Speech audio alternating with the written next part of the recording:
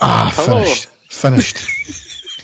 It was quite worrying because I heard you like tapping on your space bar there on your computer. I thought I must be probably looking at sun. Was he tapping on my space bar, mate? Can you hear me now? Can you hear me now? The answer is B.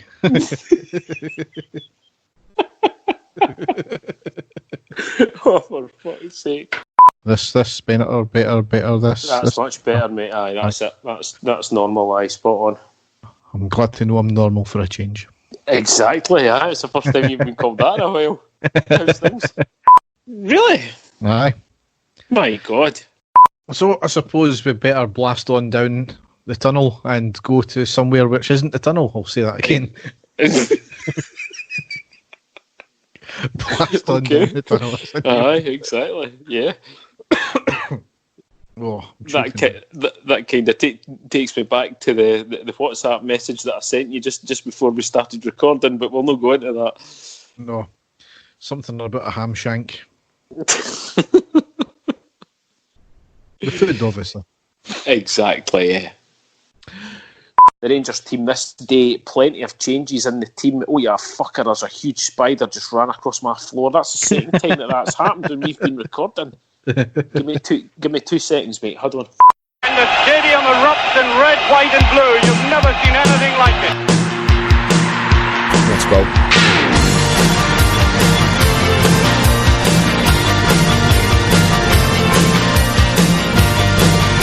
Manchester, brace yourself. Rangers are coming!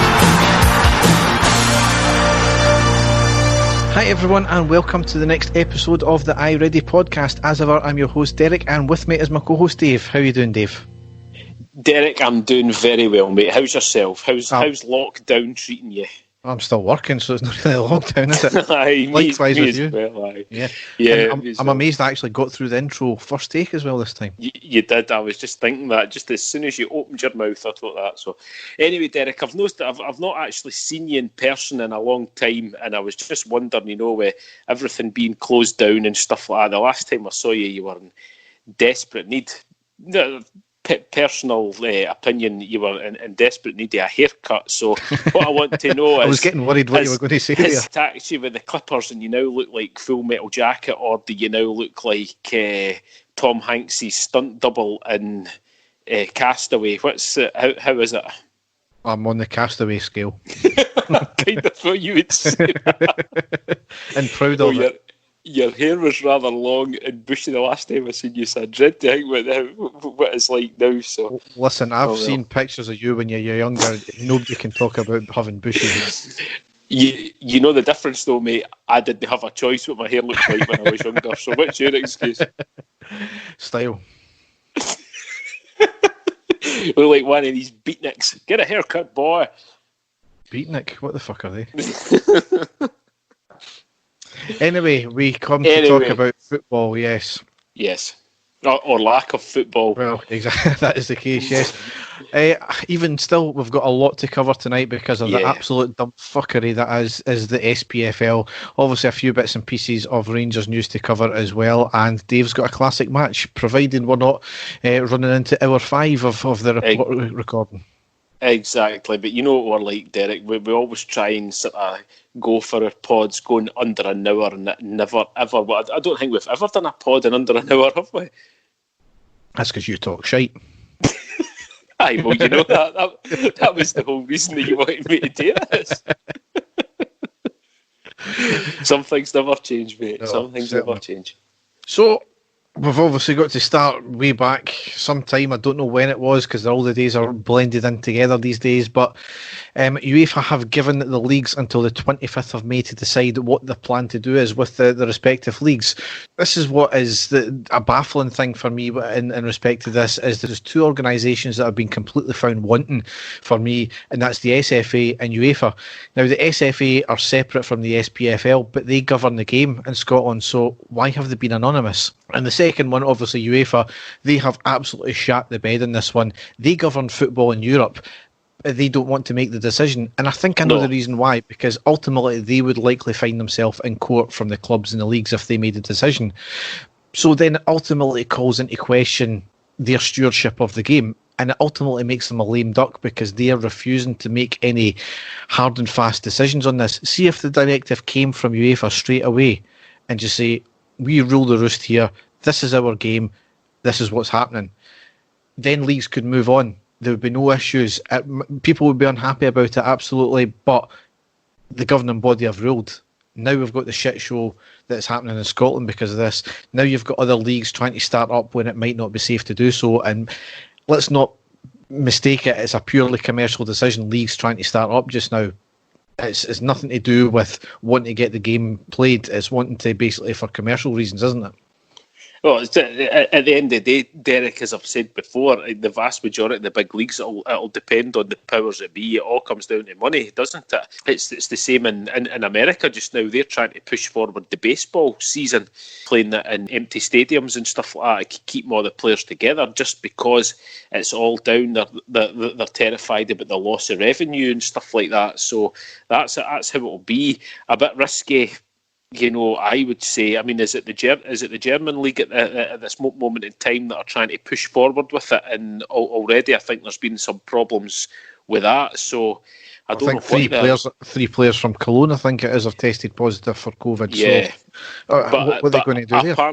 Apparently, they're still going to push through, though. That's the thing. So I don't know quite what the full details are, if they, are planning. Well, obviously it's going to have to be in empty stadiums, but I don't know what their plan is for the actual teams and training and stuff like that. It's I still think it's a bit early myself, but again, as you say, Derek, it'll come down to, it's all commercial, isn't it? I don't think there's, the government they would probably turn around and say no, we don't think it's advisable, but it's coming down to money, which is quite scary. Well, the Belgian league, I think it was, and the French league have effectively closed their shop for the rest of the season because their governments have said no, there's absolutely no chance of any sport getting played or any mass gatherings until September at the earliest. So they've taken the decision to end the league there and then. And obviously there's challenges going to be put in from that because I've taken it as read it was null and void for France, but apparently PSG are going to get awarded the league. So I don't know what is going to happen there. There might be legal challenges there. There is, yeah. Apparently, I think it's Lyon or a team who are going to put in a legal challenge there. I don't know if it's to do with some sort of European qualification or something like that. They maybe get games in hand or whatever. So I believe that there is put in. I don't know, Derek, if it is you'll be declared, top of the table rather than be declared champions. I'm not quite sure how they work it, but I don't think it was. I don't think it's went down too well in quite a lot of things. And as these things will do, there will always be challenges, won't there?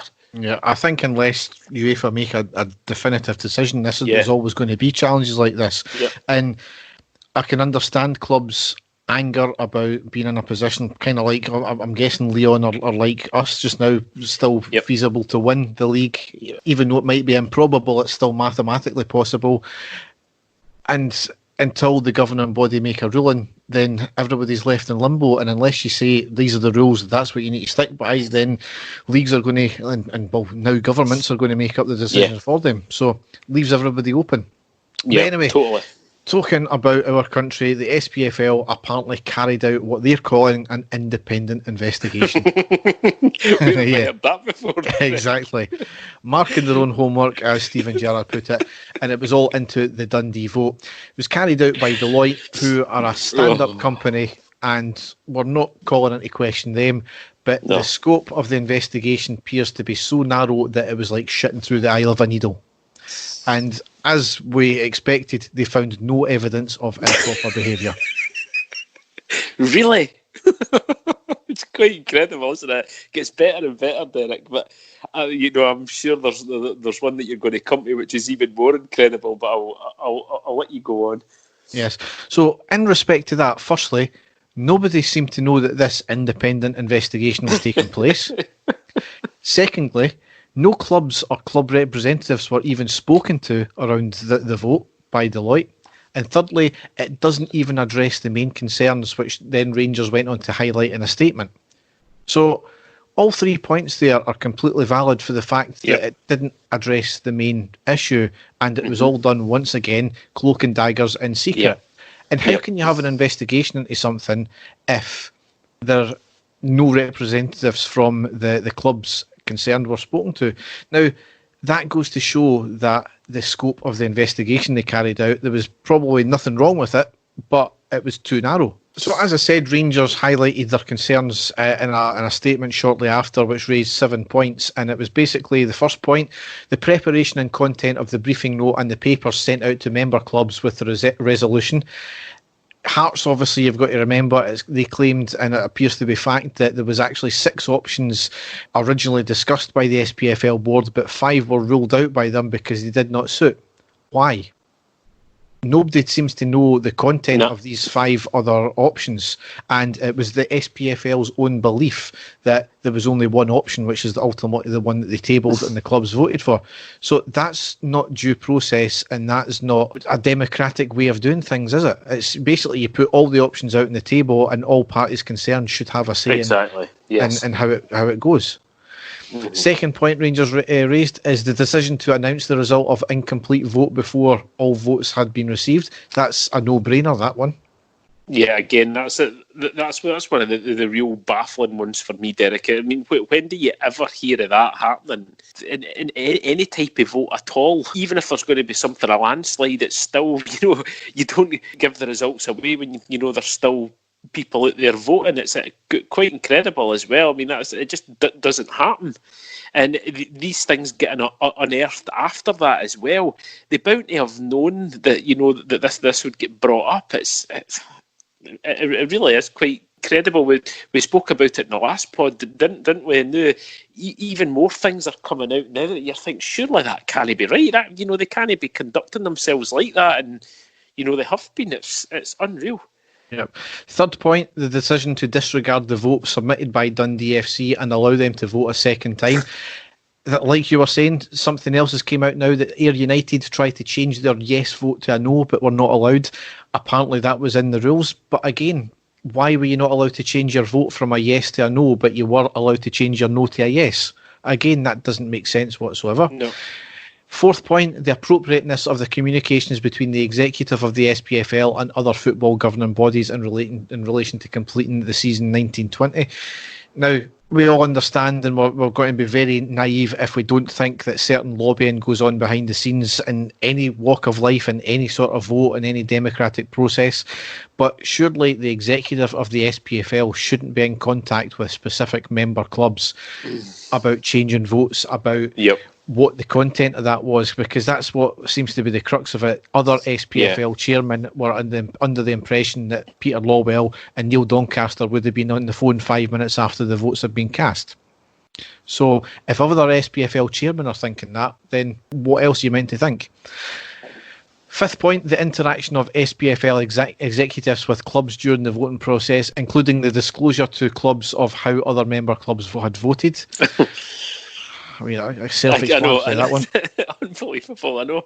Sixth point, compliance of the SPFL directors with the statutory and common law duties owed by them in relation to the resolution. And the seventh point, any other matters which independent expert considers relevant. So that's ultimately the seventh point if an independent investigation gets put forward. So all perfectly valid points. And just on these points alone, because there's a lot of dubiety about every single one of them, surely common sense would say, we need a proper independent investigation. Now, Hearts, Stranraer and us have called for an EGM, which was granted as it needed 3 clubs to do so, and it'll be held on the 12th of May. The key fact in that's been completely omitted from any of the cheerleaders in the media or any SPFL statement, that 3 clubs called for this, not just Rangers. Well, see, that's the thing though, Derek.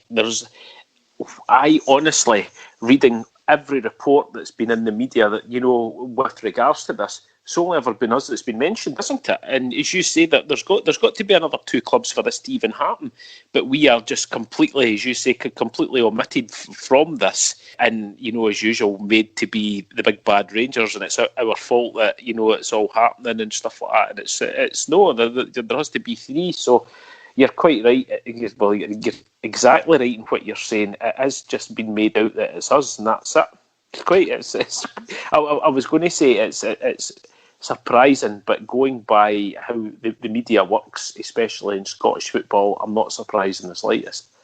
I mean, granted, we're the ones that have made the accusations about there's been improper governance and there's been the whole thing's been improper from the beginning. But I think what we've highlighted in these 7 points there are facts, and until they can be properly ironed out independently, then I think you've got to call into question the governance of the vote and the SPFL and the guys at the top as well. Now, I'm not going to cover the cheerleaders, as they are simply paid lackeys of the SPFL and Celtic. It's quite clear that that's the case now. However, we've got to give them their due in this one. Tom English and Ewan Murray have actually been on our side about this one. But don't get into a false sense of security with them there, because ultimately, had they done their job properly 10, 15 years ago when Celtic were starting to get a foothold in the media, this wouldn't be happening just now, because there would have been a fair and even-handed way of governing. There would have been an even-handed way of the media portraying things, and also the SPFL, SFA. The media have allowed the people in charge to ride roughshod over the whole league for the last 12, 15 years. So don't take their sudden change of heart towards what we are saying as anything other than they're maybe actually starting to see through things now. Even guys like Chris McLaughlin, Derek, now, anybody actually seen quite a hilarious tweet from a mad fan of that club on the East End of Glasgow that I'll not even speak their name, actually accused Chris McLaughlin of being a mad Hun, which I thought was quite incredible, considering what we've been through, the fact that the guy was banned for Ibrox for, some of the things that have been published about us in the past. Even he has been raising questions about it all, Derek. So it just shows you that, as you say, maybe for a change, these journalists are actually doing something that they should be, and they should be investigating these things and questioning these things. But it's few and far between in the Scottish media, unfortunately, Derek. Yeah, I mean, this is the thing about Celtic fans. They've got such a chip on their shoulder. And I think I said it the last podcast as well. They made the referees in this country go on strike for basically the referee doing their job. Yeah, he'd never told the truth about how he came to a decision, but he ultimately got the decision right.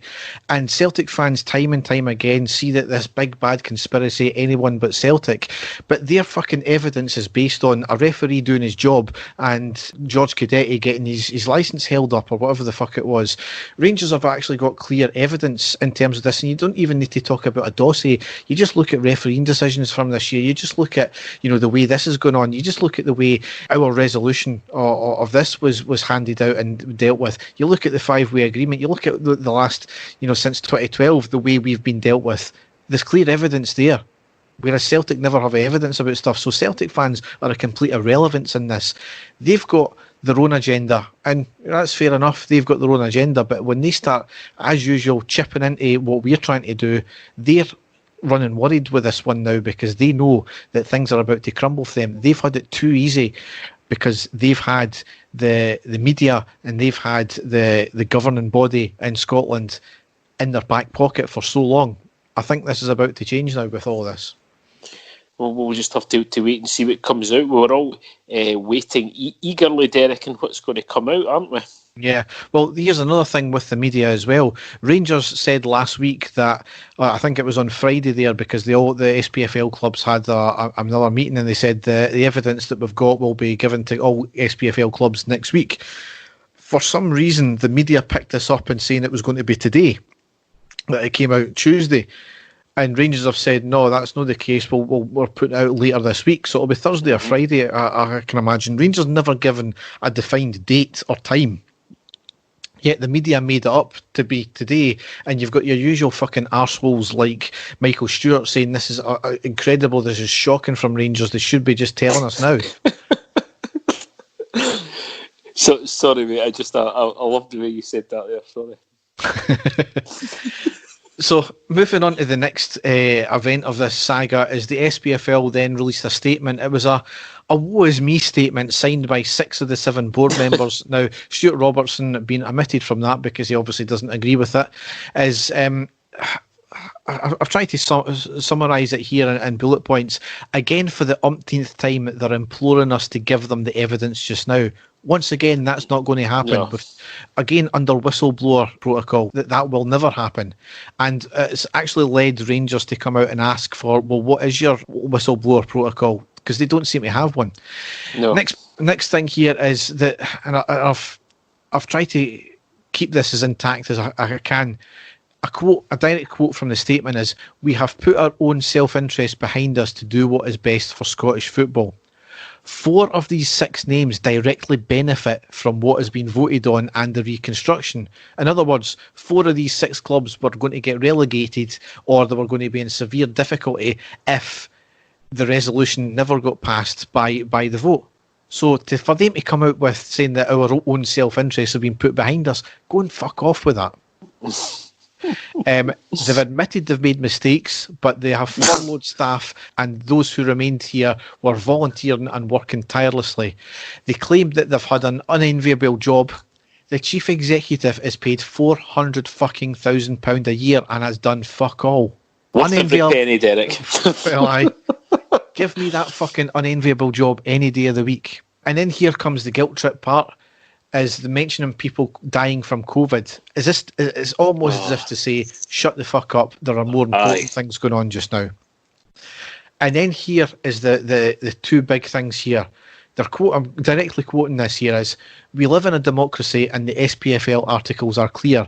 If 75% of the clubs in the Premiership, as well as 75% of the clubs in the Championship and 75% of the clubs in Leagues 1 and 2 vote that we should spend our executives' time on matters other than seasons 1920 and 2021 and clubs' money on lawyers' fees, then we will.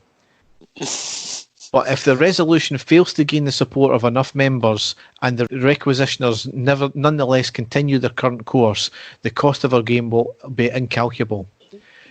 I just want to break that part down a wee bit because they said we live in a democracy. You look at the breakdown of what actually has to be voted on there, it's heavily weighted against this going through. Mm-hmm. Yep. So when you look at it here, already 6 of the 42 clubs will be voting against this resolution by Rangers, Stranraer and Hearts. And Celtic will, guarantee will be the 7th because they stand to win a championship if this comes to fruition. And St Mirren have also came out and kind of intimated that they're going to go against it as well. So you look at this as well. The Premiership are the top 12 clubs in the league, obviously. They hold ultimately the most weight. So you could get 100% of these clubs voting for what Rangers want, but you could get 2 or 3 clubs in the lower leagues that ultimately change this. That's no way to run a democracy. You could have the top league voting 100% for it, but the bottom league voting not for it. Who's the most significant one here? Exactly, yep. The next part I want to go into here is if they vote that we should spend time on matters other than this. Basically, they're focusing on this league, or this season's league, and going into next season. I actually think the governance being called into question is the main fucking issue of this thing. Because ultimately, if you're building on sand, you're fucking going to collapse anyway, aren't you? So you need to get your fucking strong foundations correct first before you can actually start building proper leagues, which was what they're trying to do just now with reconstruction. And then they go into the bit about spending clubs' money on lawyers' fees, then we will. That is the exact Boolean language that we're on about. Basically, a case of, right, we'll spend your money if you will. There's not going to be a potential end to this. We're going to spend a shit ton on lawyers' fees, etc. Aye, but we'll do it. But, I mean, where do you go from that? And then the point about if the resolution fails, and the clubs continue on the course of action, it'll be the cost of our game will be incalculable. So, ultimately, again, once again, it's Boolean language. So basically agree to vote this down, and it's already heavily weighted in your favour anyway. So you basically vote against what they've brought to the table, or else you're going to cost our game and you're going to cost yourself money. Once again, Boolean language. Yep, exactly. Now, Dave, the next thing that comes out here, I think it was the next day, An open letter and a Q&A by the SPFL chairman, Murdo McLennan. A Q&A to himself. Derek, this is like something in an episode of The Simpsons. Let's be perfectly honest. Have you ever heard anything as comical and shambolic at the same time as this? I still honestly can't believe that this has actually been passed out for everyone, because you cannot. There can't be anybody, the powers that be at any club in Scottish football could have looked at this document when it came out and really took it seriously. Every single chairman of every club must have went, for fuck's sake. Really, it doesn't matter if you're for it or against it. But Derek, on you go, explain. Again, everybody's probably seen it by now, but the points I want to pick out here is, again, he calls for us to show the evidence. He then states that 8 out of the 9 directors of the SPFL board believe that the demand for such an open-ended, hugely time-consuming and expensive investigation carried out by a senior QC to be wholly unnecessary, inappropriate and contrary to the interests of the company. Once again, there's your Boolean language. Yeah, we'll do it if you really, really want to, but it's going to be hugely time-consuming and expensive with no end in sight. Mm-hmm. So, again, do you not think the actual governance of the game is more important just now than actually... I mean, I know there's other things going on in the world just now that take more precedent, but if you're just focusing on Scottish football and blank out everything else, do you think that the governance of the game in this country is the most important thing to make sure to try and get the clubs through it? Once again, it goes back to my whole analogy about building on sand or building on concrete. What would you rather do? Because ultimately, you're allowing corruption in the front door by not properly getting it right in the first place. Next thing he came about with, he was talking about the loan offer that Rangers were trying to propose, and they were basically, he just rubbished that. He never actually went into proper depth. And then he did say that loans wouldn't work. The last loan was 7 years ago. Now, which was a lot of bullshit. Exactly, because the accounts were checked afterwards and several loans were issued within the last 3 years. And more amazingly was the reasons for these loans that were given out, and it was because a couple of the clubs were struggling because of the way the silly split works. They were losing out on Rangers and or Celtic coming to their ground, so that was a big revenue stream for them. So let's just park the lie for a minute. What he's actually saying there is that clubs did struggle and do struggle because they don't get 2 visits of Rangers or Celtic each year. Mm-hmm. So with this new fangled reconstruction that's getting mooted about, they're going to be 2 games. Every team will play each other twice, and then the bottom 8 will break away, and they'll not bother playing the top half of the league again. And they're going to lose out on Rangers and Celtic coming to them for 2 games a season again. So are they going to need to issue loans every single time to these clubs who get into difficulty because they don't get the Rangers and Celtic coming? Which I think, Derek, we've spoke about that as well. We spoke about, what is the guarantee that the league is going to get reconstructed? We did this, and it's, again, it looks to me as if it's more of a sweetener than anything else, especially at teams like Hearts and Hamilton. And when it really comes down to it, money's going to talk as normal.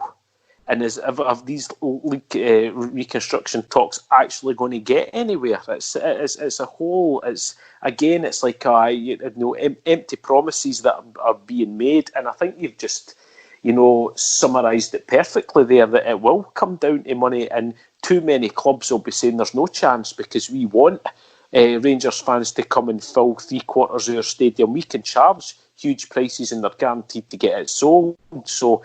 As you say, a massive money stream there that you could potentially be losing out. So I think that they really need to have a close look at all of this. I really do. And I'm talking about the clubs that they're supposed to be getting in to do. You look at the reconstruction teams that they're going to be putting on the board, because it all comes down to money in the end, doesn't it? And there'll be too many clubs will be missing out on Rangers and Celtic coming if that is the case. That's why I genuinely don't think that that's a goer at all. No. The lie itself, only somebody in the governance of Scottish football could write a Q&A to yourself and then get caught out in a lie. It just does. It's like a Monty Burns sketch, Derek, isn't it, on The Simpsons? It really is.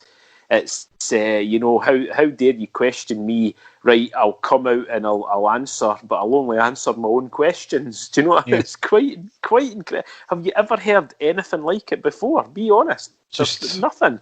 It's unbelievable.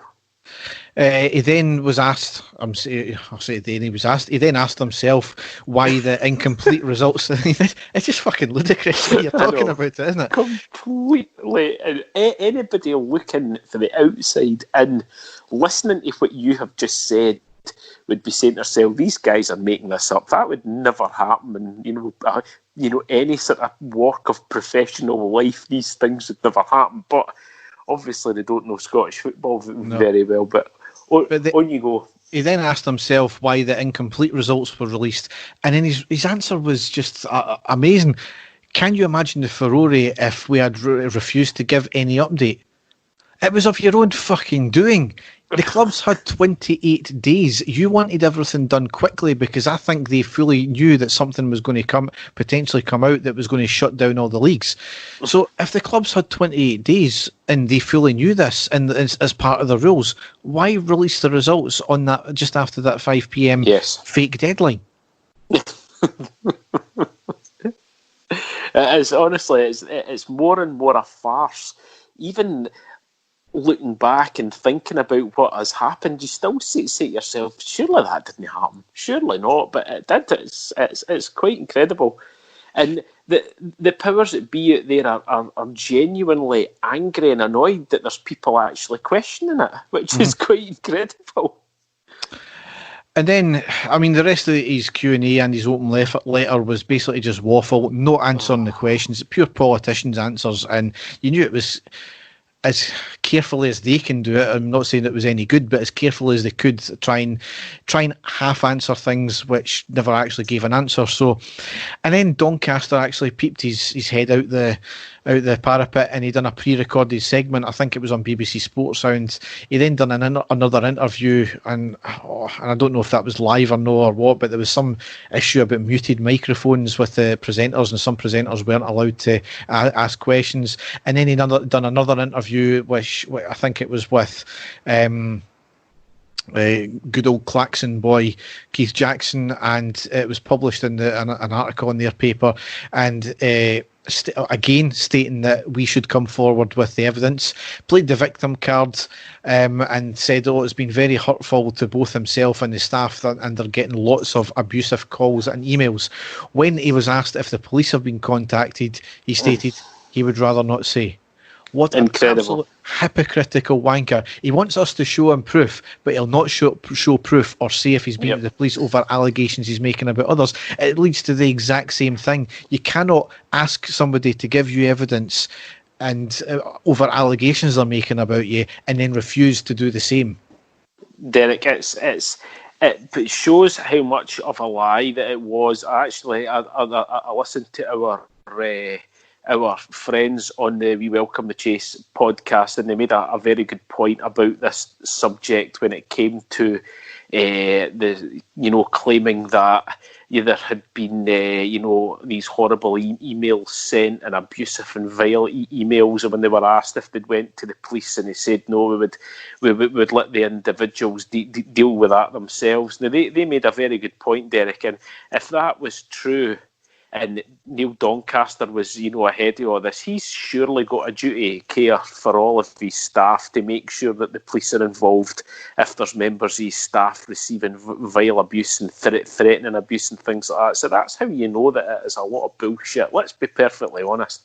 And again, as you say, trying to play the victim card, trying to get it pushed back on us as well, it is quite incredible. It really is.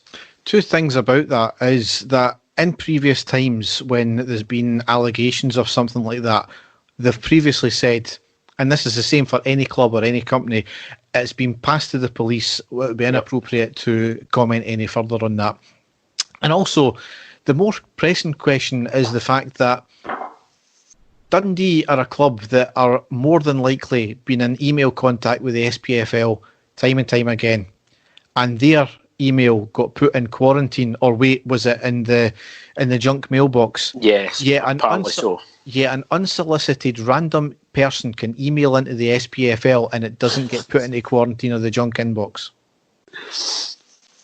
Go figure that one. So it doesn't fucking make sense. It really doesn't. So it's lies once again. And he also came out with another fucking brammer as well, by he said, well, they weren't loans that were offered in these accounts. They were advanced payments. Well, I'm sorry, they're actually put as loans in the actual accounts, I believe, and also it all stemmed on a deferred payment. Now, it was all based on I believe it was the prize money, and Celtic, funnily enough, agreed to defer £300,000. Now, that was then paid back to the SPFL to allow Celtic to be paid, from what I can gather from what's been said online. So, if there were advanced payments, why would they need to be paid back? Go figure. Aye. So the last thing I've got here on the whole situation and the whole saga is that it's transpired that the clubs can also proxy their vote, and if enough proxied votes vote against the request of the three clubs for the investigation, then the EGM won't even happen. Please tell me how that is democracy. It's not, Derek. It's just not. It's clearly not. So the saga rumbles on. I put out a tweet earlier on today, and I fully believe that the SPFL are fully aware of what evidence Rangers have got against them, and they know that it's going to hurt them badly. So what do you do in PR terms if you think that there's going to be something bad coming out against you that will potentially do you a great deal of harm? One of the things is you can do is to try and get out in front of it and release the information first. However, if it's that bad, then you basically try and bum it up to be something even bigger than that, so that when it does come out, it seems very limited. Now, if you think about what the SPFL have done here, they've got all their paid lackeys. Every single statement from one of their members has came out and said Rangers need to give us the evidence. They're the ones that have continued this show us the evidence. Rangers have only, I believe, in two of their statements said about a dossier of evidence they've got. It's all in the media been driven by the SPFL and their lackeys. Rangers have only had to mention this twice. Yep. So I think they're fully aware of what's going to be coming, and they've tried to bum it up to be something bigger than it actually is, to make it out as if it's going to be, when it actually does come out, it's not going to. They think it's not going to harm them as much. So it's one of these things. We'll need to wait and see how it transpires. But again, there's going to be a lot of twists and turns yet, isn't there? Yeah, definitely. As you say, that there's already been a lot of accounts that have popped up and tried to dangle a wee bit of bait in front of a lot of us. We don't know if they're fake ones that are made up by someone or the real accounts, coming out just to, try and get some information passed out. I don't think it'll be like that at all. I'm hoping that the club have got all the information and it's not been leaked to anyone, so that when it does come out, there won't be a chance for the SPFL and the SFA or whoever is dealing with it, to get a chance to go out and try and defend it sort of straight away, as you say. Because it's very true. Just exactly what you're saying there. When there is reports of evidence coming out against you, one of the first things that they will try and do is try and put out what it is, what the information is that they've got on you. But as you say, it's obviously so bad that the powers that be cannot post anything like that, so they are now going to try and make it, as you say, exactly like what you've said. They'll try and make it more sensational than what it may be, to try and take the heat off it. It is quite incredible. I just hope now that the information that Rangers have got is as damning as we're all hoping it is, Derek. Yep. So we'll leave that there and we'll go into the classic match. And there it is! The final whistle's gone. Rangers have won the European Cup Winners' Cup. So, Dave, what classic match have you got for us this time? We have got an end of season match, Derek, it was more of an exhibition game, shall we say. Rangers had hammered absolutely everyone in the league. It was the season 1999 to 2000 with Dick Advocaat at the helm. One of the most successful periods in the club's history. This Rangers had gone 19 games undefeated going into this match. We had won the league at a canter. There was only a few games left in the season, and we went on to play Hibs at Ibrox, and it was on the 3rd of May 2000. Like I said, it was a game. There was many changes by Rangers in this match. We were, streaks ahead of everyone. We had won the league. The Rangers team for this game was Stefan Klos in goals, Arthur Newman, Claudio Reyna at right back, Tony Vidmar and Tiro Pentilla. I don't know if you can remember him or not. Derek, young defender. Midfield, George Alberts, Andre Kanchelskis, Barry Ferguson, and two guy in midfield. And then up front, Billy Dodds and Sebastian Rosenthal. Remember him? Exactly. The Hibs team that day, of course, at that point, they were their head coach was Alec McLeish. They had Colgan in goals, Collins, Hughes, Dennis Lovell, Paul Hartley, who I'd completely forgot had actually played for Hibs, Paul Hartley, Jans Lehmann, Rennick, young Ian Murray, Grant Brebner, and also 20-year-old Kenny Miller, who was on 12 goals for Hibs that season, so scoring a lot of goals. So we got into it, Derek. There was absolutely no pressure on Rangers in this game at all. Obviously, they wanted to try and stay undefeated in this game, and certainly the first half we played some incredible exhibition-style football. But it was actually Hibs that got out the traps early. Second minute, great chance where Ian Murray played a ball for Kenny Miller running through in goal. He took a touch but sort of dragged his shot low and wide past Klos. It was quite far out when he hit it, but still a good chance for Hibs. And then the 6 minutes, great, absolutely fantastic inter-passing play inside the Hibs box between Rosenthal, Barry Ferguson, who then finds Andre Kanchelskis, beats his man with pace to the byline, crosses it over, but Nick Colgan manages to get a good save on the end there. Then a few minutes after that, another chance for Hibs, shot at the edge of the box by Lehmann, but it was straight at Stefan Klos, nothing for him to worry there. But then Rangers scored an early goal on the 11th minute. Rennick to Lovell. Strong challenge from Barry Ferguson. Arthur Newman with St Rosenthal and Billy Dodds up ahead, and Barry Ferguson, what a run that was! And a superb goal from Barry Ferguson. He started it and he finished it. 11 minutes gone. Rangers hit the front. The timing of the run was perfection, and Nick Colgan had no chance. There's where Ferguson won possession in midfield. The pass to Arthur Newman, and at that point the Scotland midfielder was off and running into the box. Got it back from the Dutchman and dispatched the ball into the back of the net for his 5th goal of the season. Barry Ferguson wins the ball in midfield in the Hibs half, plays it out to Arthur Newman, and Ferguson continues his run.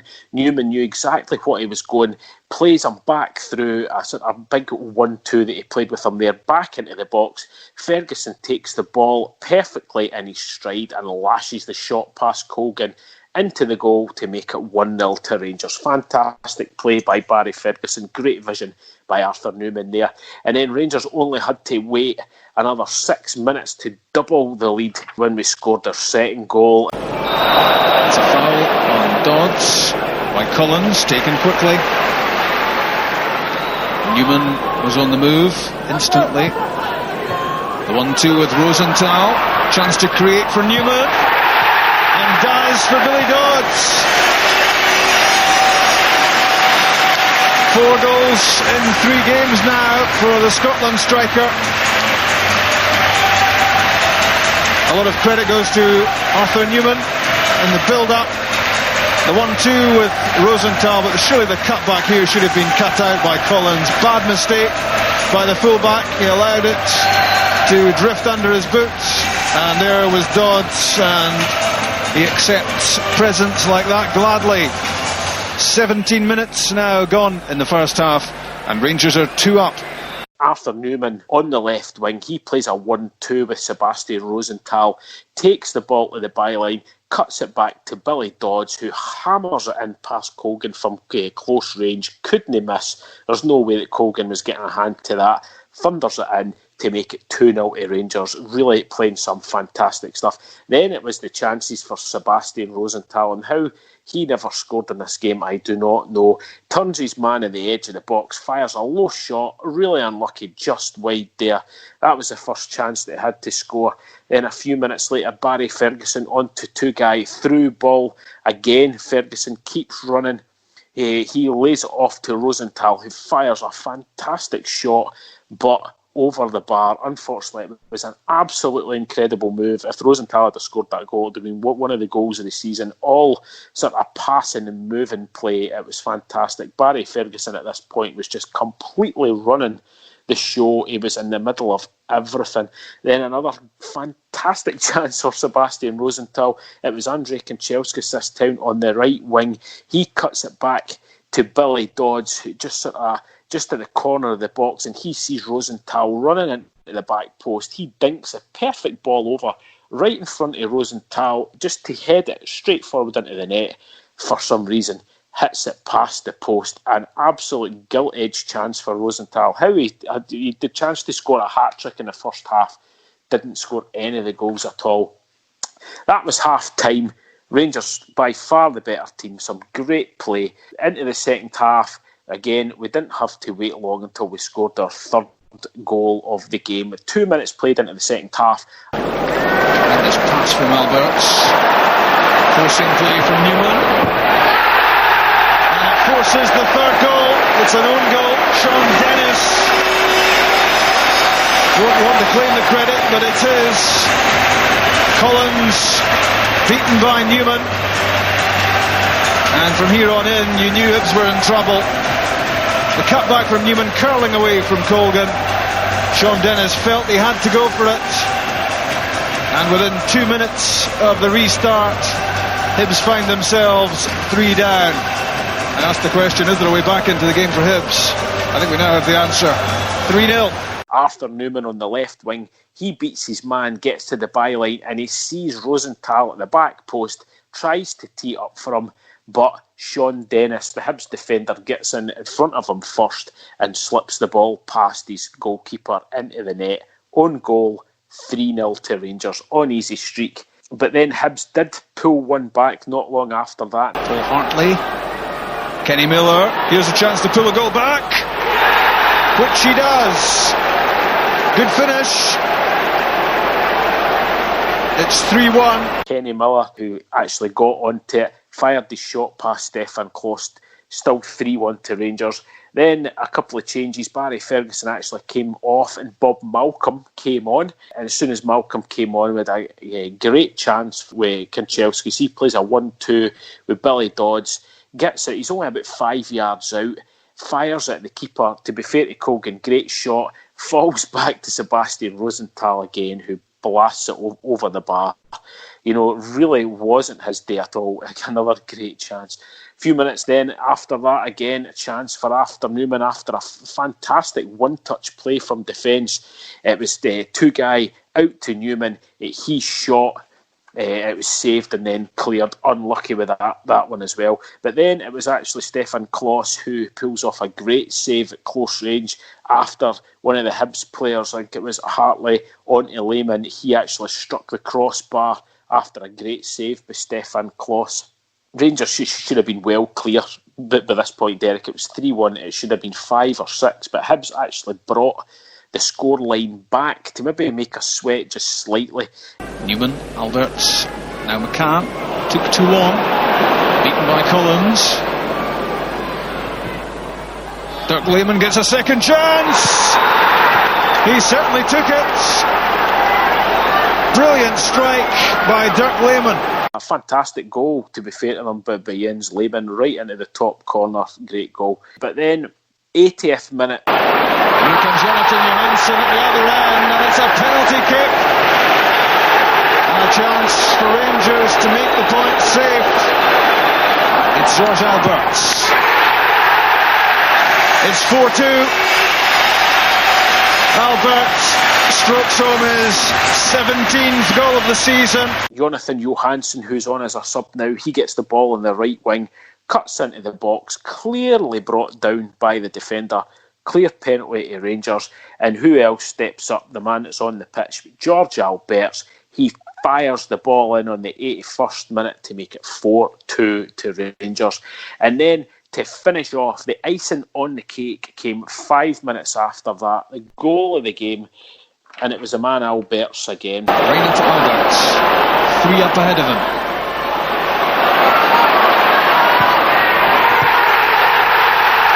He didn't need anyone else, did George Alberts. His second, and Rangers 5th. 5 minutes left. And Rangers put a little gloss on the scoreline as Alberts strolled through the middle and picked a spot with the foot he often uses for standing on. This time it's the scoring one in off the inside of the post, and it's 5-2. Two-guy, he picks the ball up in his own half and plays the ball to George Alberts, who's bang on the centre circle. Alberts lets the ball go past him slightly and just starts to run. Keeps running, sidesteps one man. Hibs defence for some reason keeps backing off, and you know the inevitable. Alberts lashes home a low shot in off the post past Colgan to make it 5-2 to Rangers. That's how the game rounded off. Some fantastic play by Rangers. It really, we should have been talking about Sebastian Rosenthal scoring at least a hat-trick in this game. It didn't happen, but fantastic. Rangers went 20 league games undefeated after that match, so we had an absolutely fantastic team.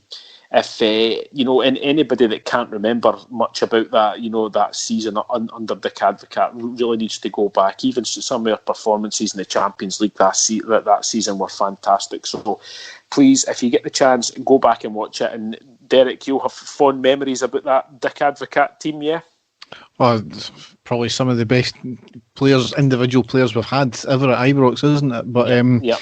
One thing I'm just watching the game here as you were speaking is a lot of empty seats. Yeah, quite incredible, Derek. But again, it was was that the Hibs end? No, I don't think so.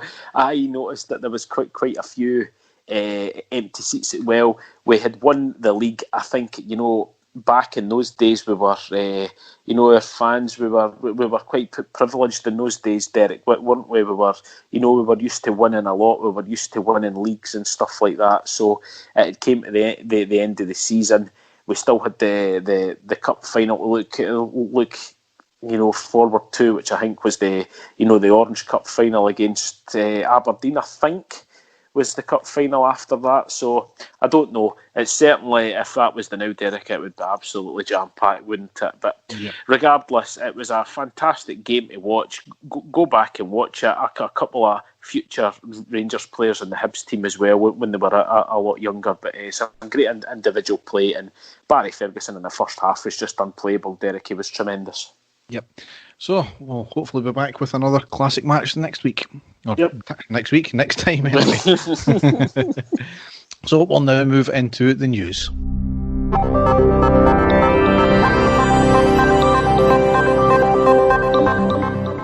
So a couple of big stories up here. Firstly, we have a commercial update stating that 32 Red are renewing their agreement with us for the 7th year in a row. Their sister brand Unibet will be introduced into the partnership also. So I don't know what Unibet do. I don't know if they've got physical branches or anything like that. But if you remember, we've cancelled our partnership with Ladbrokes for next season as well. So we don't currently have an in-stadium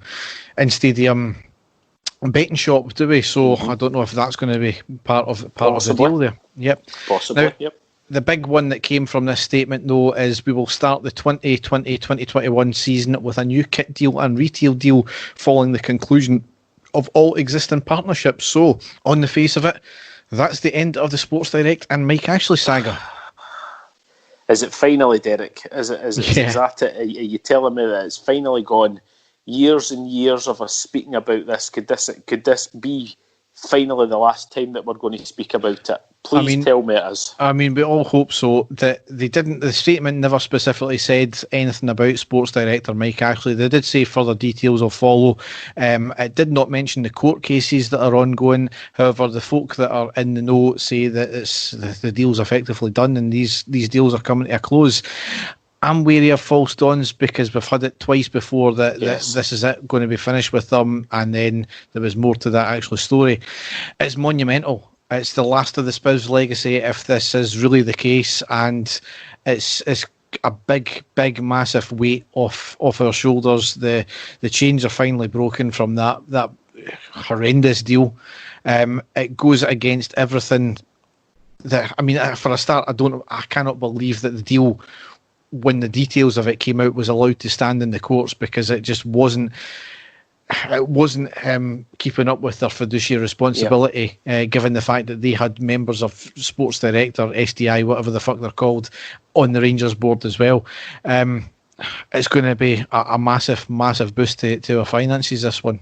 Yeah, and I don't know, Derek, I've seen a lot of talk on social media, as we do, saying that the stadium shop will be able to be reopened as well, and we'll be able to, that's going to be whenever the season starts or whenever the shop starts. Did you read anything about that in amongst? Yeah, on the statement as well, they said that the Ibrox, the mega store, will undergo significant renovation over the summer once the COVID guidelines allow so. Yep.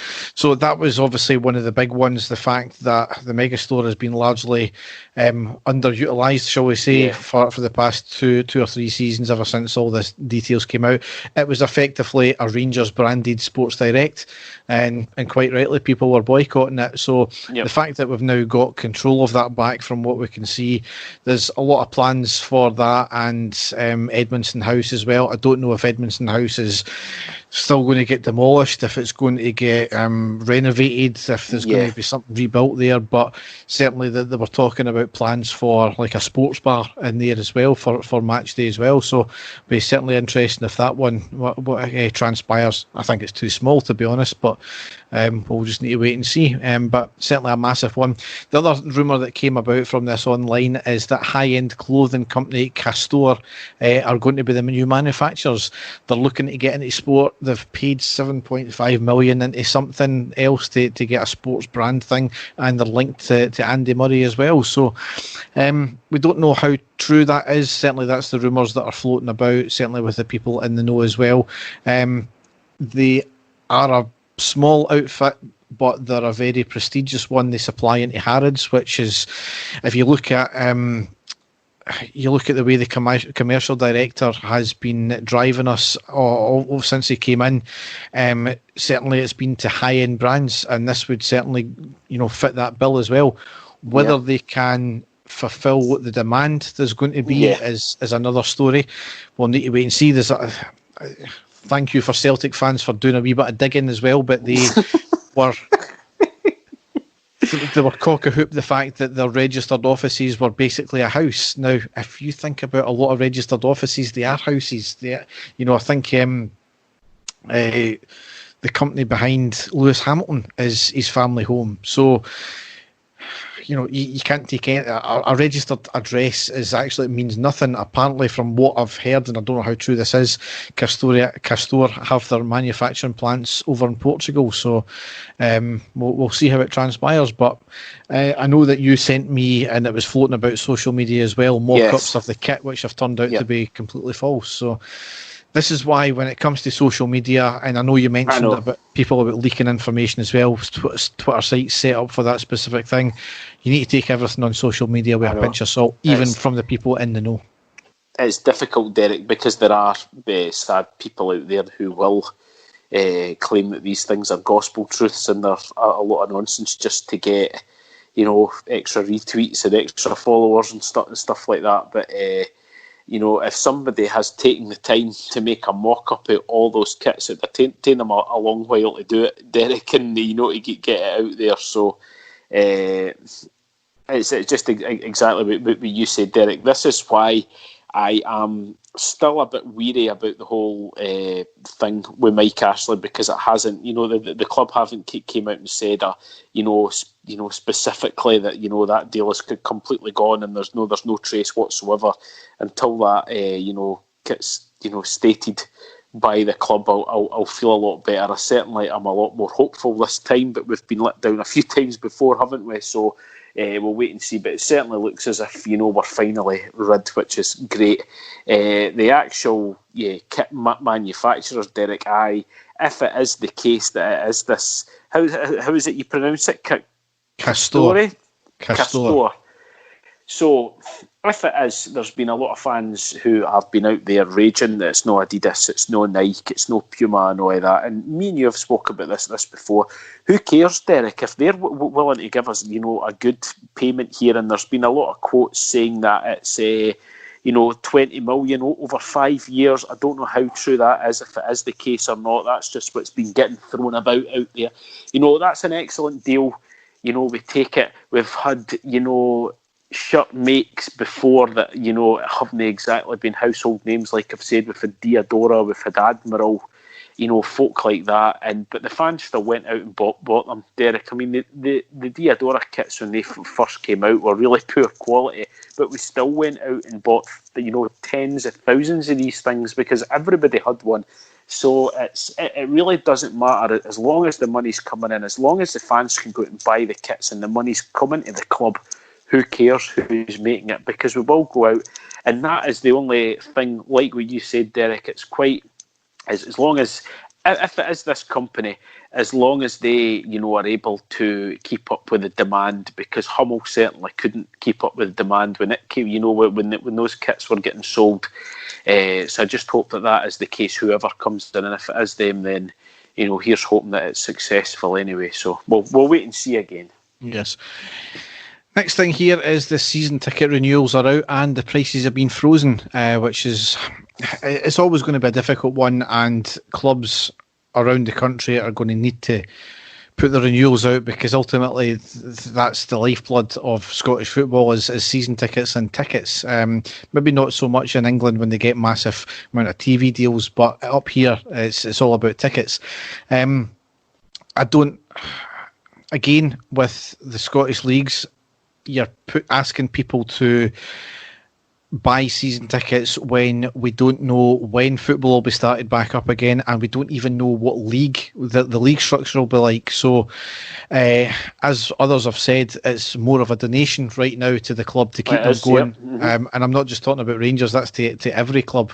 It's effectively a donation just now until we can find out what it is, because in this new league format, which they could be talking about, then you're talking about, if it is like a 14-team league, you're talking about the top half of the league after the split will have 36 games in total, yet the bottom half will have 40 games in total. So it's baffling the way it works. Nobody knows how it will work yet, but that's a good thing. They've frozen the prices.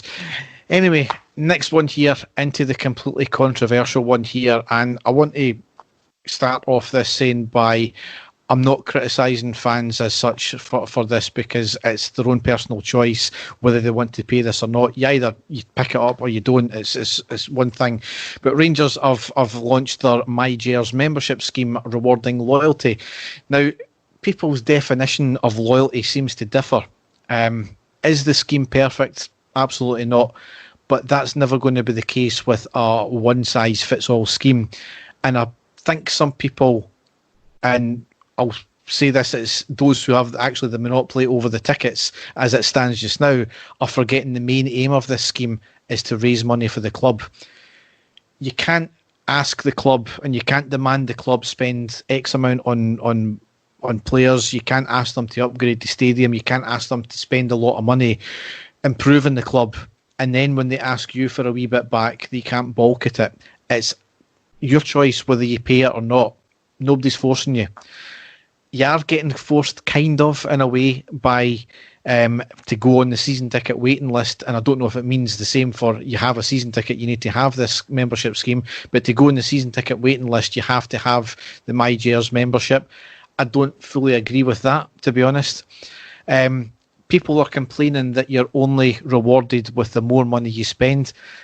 Well, I'm sorry, but that's how a reward scheme generally works. On that same note, it only helps people with a lot of money. But is that any different to the way it works just now, especially in relation to getting tickets? I don't have the money to go to the games week in, week out, but others do, so they get to go. That's their reward for it. People are complaining that it doesn't reward loyal fans who spend thousands travelling to away games and to away Euro games. Well, again, the money that they're spending on travelling and hotels and all that isn't going to the club. So you can equate it to, you don't get Sainsbury's Nectar points by shopping in Tesco, do you? If you're not spending the money with the specific club, then how can you expect to be rewarded for that? And I fully appreciate that they are spending money. They're being great fans in terms of travelling out, but that's your choice. And the bottom line should be that seeing Rangers is a privilege, not an entitlement. Some people don't have the money. Some people live on the other side of the world. Some have work and family commitments. Dave and I fall both on the fact that we don't have the money to follow the club week in, week out, home and away. We do have work and family commitments. Does it make us and anybody else like us any less of a fan or any less loyal? No, it doesn't. And to be honest, I'm a wee bit disgusted with some fans treating us like second-class citizens because we don't go to games home and away week in and week out. It's kind of childish and playground stuff that in that respect. I'd love to have the money, the time and the lack of commitments to go to every home game, every away game, but simply I don't. Dave, you had a season ticket for, 10 years, did you not? I had a season ticket, Derek, from I was 18 years old right up until 10 years ago. So you're talking, 17, 18 years I had my season ticket. I used to go, as many games as, work would allow. I certainly used to go to the vast majority of home games. I would, take holidays from my work and days off from my work just to go to the games. For me, Derek, it's not so much about the money. It's more for the fact that I work, 3 weekends out of 4. So it's kind of impossible for me to go to the matches. I still, try to go to a few games. And what this, for me, as you know, I've been trying to get source match tickets, for a while now, and it's been exceptionally difficult for me to try and get a ticket for myself and my son, and indeed yourself, to go, so the three of us can sit together. I've spoke to you as well to say, right, I'm off that night, do you fancy going? I will definitely go. And it's been impossible for us to get tickets, and the way that I can see that this is maybe working to suit the likes of myself is that we might have a better chance of getting a ticket. Because we would now, it would stand us a bit better chance. We're in that sort of upper tier from, the public sale to get tickets. And that would maybe be a way that I would look at it to say, if I could maybe still get to 3 or 4 games a season, then I would have a better chance of getting a ticket. Then, it's something that I would certainly look at myself. But it is... It's always going to be difficult, Derek, because there are people out there that that travel, every single game. But I don't know if this is maybe a way of the club trying to get tickets back to people that are desperate for them, rather than the old-fashioned way of supporters clubs grabbing a bunch of tickets for away matches and selling them to this one and that one. Is it the fact that this is another way that Rangers can actually trace who the tickets are going to, rather than they could be going to anyone? Do you know what I mean? Is this another reason that they're doing it? Honestly, I don't know, but no, everybody's going to be happy with the way that it works out, Derek. The way I see it is it's a way the club making extra money. It's a way for certain fans to maybe have a better chance of getting tickets. That's the way that I'm seeing it myself. I don't know if you're seeing it a different way that I am. I think that's part of it. I think the main aim, obviously, is to raise money. Now, obviously, it costs £50. I think there's if you're a season ticket holder, you get £10 off, I think, as well. Yeah. Now, just take it as at £50. Everybody's paying £50. You're getting a 50,000 seater stadium. There's £2.5 million a year that's raising in just from everybody who's, if we fill one stadium of ours, we have got millions upon millions of fans around the world. It's trying to reward fans for that. Now, I know you get various, it's all based on a point system. Is the point system fair? Maybe not. That could maybe be tweaked. But I just think it is a way of, as you said, maybe a fairer way of getting the tickets. And I know that there's been a few people from viewing on Twitter that a lot of RSCs are unhappy about this. And is that, I mean, it's difficult because I don't want to criticise them because they do go to games week in, week out, but maybe that's part of the issue with the fact that they do get the second bite of the cherry. And I know people will have issues about me saying that, but it is kind of that way. They do get the second bite of the cherry with getting tickets. I know that I think the way it works for RSCs is I think each RSC needs to pay £10 per member for this club. So I don't know, I don't think they're paying the full whack. I'm not too sure because I've never looked into it fully because I'm not part of an RSC or anything like that, but you notice that it's the same people getting especially away tickets time and time again. Now we take sometimes 8,000 people we used to take to the Gyro Dome. You're talking about 3 stands at a lot of clubs now because they realise the potential revenue made that they can't make from their own fans. So you look at Livingston and St Johnstone, they'll give Rangers and Celtic 3 stands. The same people are still getting the tickets week in, week out for the away games. There is a supply and demand issue, and that's one of the big issues. We have a too far bigger fan base to accommodate everyone, and that's a good thing. And as you said, I do think there's got to be an element of trying to track who's getting the tickets as well. It's no secret that out of the issues we've had, it's been the away fans, and I know people will have an issue with me saying that, but it's pure fact. So you need to try and have a clamp down on it some way. Before we get clamped ourselves by UEFA or by the governing bodies. They hate us enough already, so we don't need to give them an excuse to do something. So it's a money-making scheme. Does it fleece the fans again? I don't think it fleeces the fans. It's asking the fans to pay more money, absolutely.